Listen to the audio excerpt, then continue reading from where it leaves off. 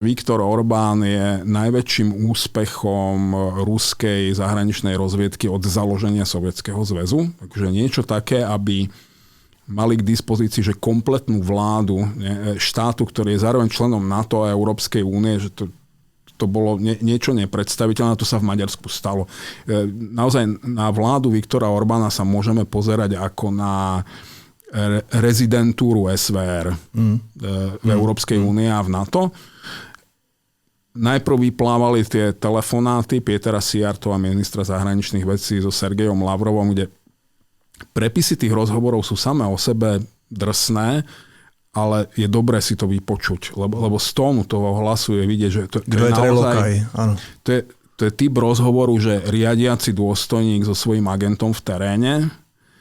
A potom ešte vyplával prepis rozhovoru medzi Viktorom Orbánom a Vladimírom Putinom, kde mu Orbán vyslovene ponúka svoje služby, že naše priateľstvo je teraz povýšené na vyššiu úroveň a som vám k dispozícii kedykoľvek.